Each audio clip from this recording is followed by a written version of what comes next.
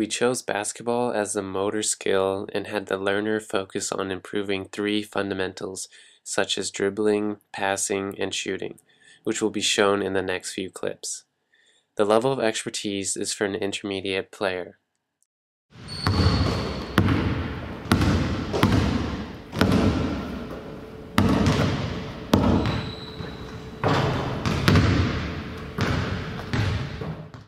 The goals of the learner is to play a one-on-one game with overall improvement in the three fundamental skills learned as dribbling, passing, and shooting.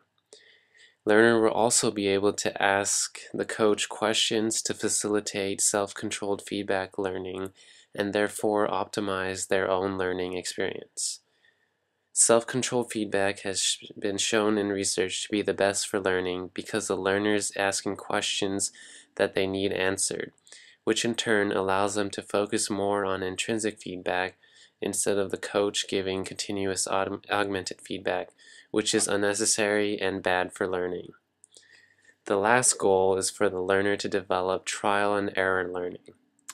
The motor learning variables that we are going to discuss are, the first one is demonstration, and in a combination style of both demonstration before practice and interspersing a demonstration throughout practice. The second is contextual interference, in which we'll show block, serial, and random style practice.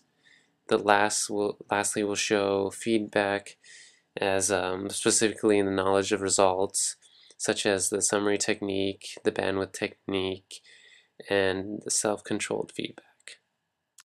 The first variable we chose to do is demonstration, in which will be done in a combination method because we don't want too much demonstration, mostly only in the beginning of practice by an expert model such as the coach in our example, since we don't want to create a dependency on the model.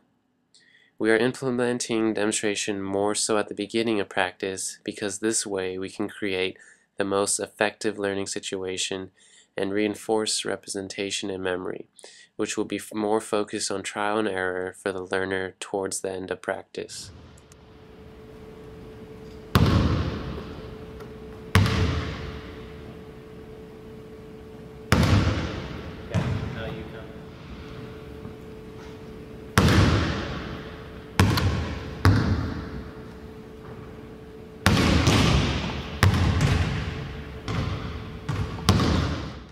So the next variable we'll be discussing is contextual interference, and this is the interference that results from practicing skills in the context of a practice session, and we'll be increasing the CI through this practice by transitioning from a block style practice, serial, and then to a random. We'll also be increasing the variability due to the three motor skills of passing, dribbling, and shooting. And by increasing the interference, it'll lead to better learning than with less interference. So this chart shows us that when increasing the practice CI, you're going to increase the one's learning ability, and you can see that random would be the highest, as well as if you increase the amount of variabilities, the task becomes more difficult. Therefore, we're going to start with the practice with a block schedule in which you just do passing, then dribbling, and then shooting, and then we're going to progress into a serial, being more difficult, into passing, dribbling, shooting, and then passing, dribbling, shooting, and repeat so forth. The last you'll see in the video here is going to be a random practice design in which we are basically just yelling out certain commands: passing, dribbling, shooting, passing, whatever the instructor or the coach decides is necessary for the student to yield the greatest learning ability.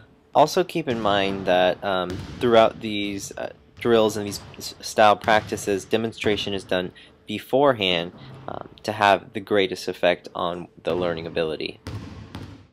The third variable that we're going to have is feedback, in which we're going to focus on the knowledge of results, since basketball is a result dependent outcome of the performance skill. So the first one we're going to show here is the summaries technique, in which it provides a summary of feedback after every 5. So you'll see here that the student will shoot 5 times and then receive feedback from the instructor about those 5 trials and so forth throughout that to create a summary feedback technique. Next, you'll observe the bandwidth technique, in which the instructor decides if the ball does not touch the rim, then the student will receive feedback on the shot. So every time the ball hits the rim, the instructor says nothing until the student misses, and then he can receive feedback on what exactly went wrong. The last and the most effective feedback is going to be self-controlled. So the student will decide when he wants to ask for feedback based on whatever reasons he decides.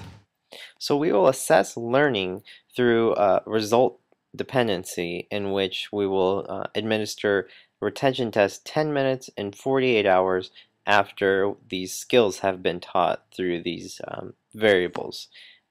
We're looking for shooting to be 30% of the time they will complete a shot, passing 80% of the time, and also to be able to have control while dribbling with both hands, either or, in a game situation. The purpose of this assessment is to show progress through results. By incorporating these 3 learning variables discussed, the athlete is able to improve his 3 fundamental skills of basketball.